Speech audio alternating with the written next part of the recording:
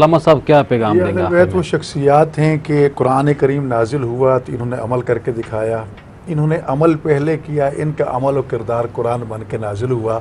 سورہ دہر ہمارے سامنے موجود ہے، حالت رکوع میں انگوٹھی دینا قرآن کی آیت ہمارے سامنے موجود ہے۔ جہاں تک تعلق ہے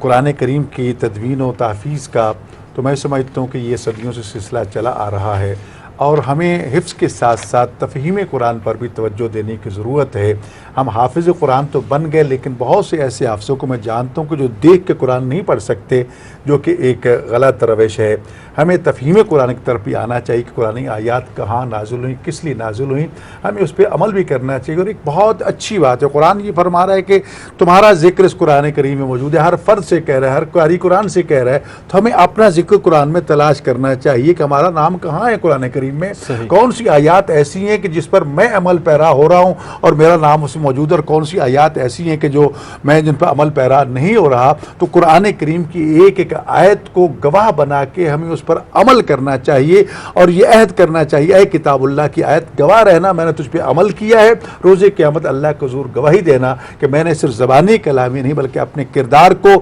تیری آیت کی روشنی میں ڈھال کے دنیا کے سامنے پیش کیا ہے۔ ماہ رمضان ربیع القرآن کا مہینہ ہے، بہار کا مہینہ ہے، قرآن کی بہار کا مہینہ ہے، ایک آیت کی تلاوت ختم قرآن کا مہینہ ہے، لہذا نہ صرف تلاوت تک محدود رہا جائے، غور و فکر جو ہے وہ بہت عظیم، اگر انسان تھوڑا سا غور و فکر کرے تو پھر جناب حر کی فکر ہمارے سامنے ہے کربلا والوں کی کہ انہیں جنت پہنچا دیتی ہے۔ اور جہاں تک قرآن کے قاریوں کا تعلق ہے، باقی قاری تو قرآن پڑھتے رہے، لیکن کربلا کے قاری امام حسین علیہ السلام نے نوک نیزہ پہ قرآن پڑھ کے دنیا کو بتا دیا کہ دنیا والوں آپ ہمارے سر کو دھڑ سے جدا کر سکتے ہو، لیکن قرآن کو ہم سے جدا نہیں کر سکتے۔ میرے نانا کا قول سچ ہے، آپ ہماری گردن بھی کاٹ دیں، ہم دنیا بھی قرآن اور اہل بیت ایک ہیں اور آخرت میں بھی ایک ساتھ جائیں گے۔ جی مقصد آخر میں کیا پیغام دیں گے؟ میں سمجھتا ہوں بخاری صاحب نے جو بات کہی، میں اسی کو تھوڑا سا آگے بڑھا دیتا ہوں۔ جناب حیدر قرار علی المرتضیٰ کرم اللہ وجہ کریم، انہوں نے یہ کرنا ہی تھا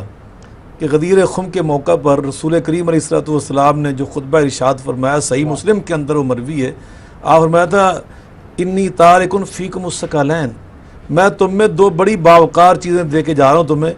اولہما کتاب اللہ، ایک اللہ کی کتاب ہے، اور دوسرا فرمایا اطرت، یہ میری اطرت ہے۔ نواب سید صدیق الحسن رحمہ اللہ تعالیٰ ارشاد فرماتے ہیں تشریف البشر کے صفحہ نمبر 7 پر کہ اطرت مصطفیٰ سے مراد کون کون سے ہستی؟ حیدر قرار علی المرتضیٰ، سیدہ فاطمہ الزہرا، امام حسن، امام حسین علیہم السلام،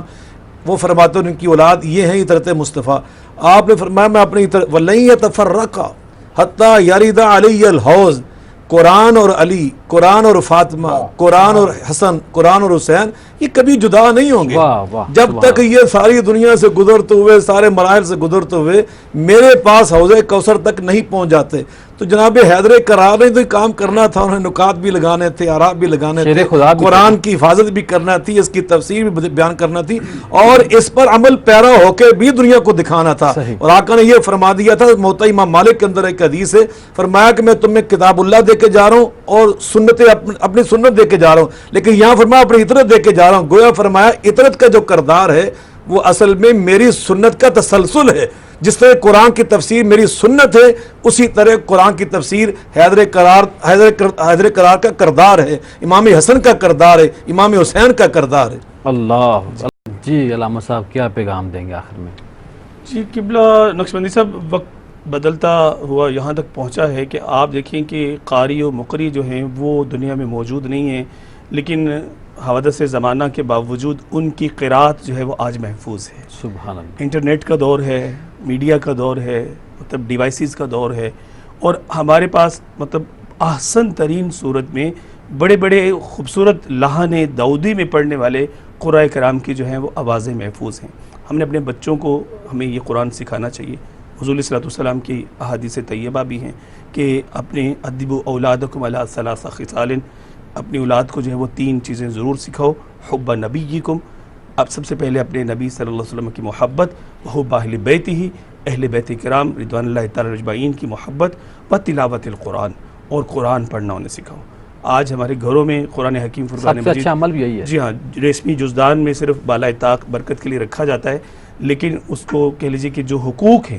جس میں سے مطلب ایک بالتصریح بتا دیا گیا، سب سے پہلا یہ کہ اس کو پڑھا جائے، دوسرے نمبر پہ یہ کہ اس کو سمجھا جائے، تیسرے نمبر پہ یہ کہ اس پر عمل کیا جائے، اور چوتھے نمبر پہ یہ کہ اس کی تعلیمات کو عام کیا جائے۔ یہ ہر مسلمان کے لیے لازم ہے، کسی مولوی کے لیے، کسی قاری کے لیے، کسی کہہ لیجیے کہ عالم کے لیے یہ ذمہ داری نہیں ہے، بلکہ جس نے بھی لا الہ الا اللہ محمد رسول اللہ پڑھ کے غلامی مصطفیٰ صلی اللہ علیہ وسلم کا پٹا اپنے گھر میں پہنا ہے، امام مسجد کے لیے نہیں ہے، جی ہاں، یہ سب کے لیے لازم ہے۔ یہ 4 حقوق ہر مسلمان پر ہیں قرآن کے، اور اللہ تعالیٰ ہمیں ان کی ادائیگی کی توفیق عطا فرمائے، اور اس رمضان المبارک کے ماہ مبارکہ سے قرآن حکیم فرقان مجید کے نور سے ہمارے سینوں کو منور فرمائے۔ ناظرین، آپ نے ہمارے پینل کی باتوں کو سنا، قرآن پاک کا ذکر ہو رہا تھا، تدوین قرآن۔ آپ کے گھر میں جو قرآن پاک ہے اس کو پڑھنا بھی ثواب ہے، اس کو رکھنا بھی ثواب ہے، لیکن اس کے اوپر عمل کرنا سب سے اہم ہے۔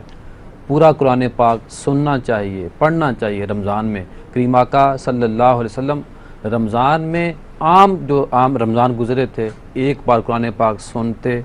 اور سناتے حضرت جبرائیل علیہ السلام کو، لیکن جب آخری رمضان آیا تو کریم آقا صلی اللہ علیہ وسلم نے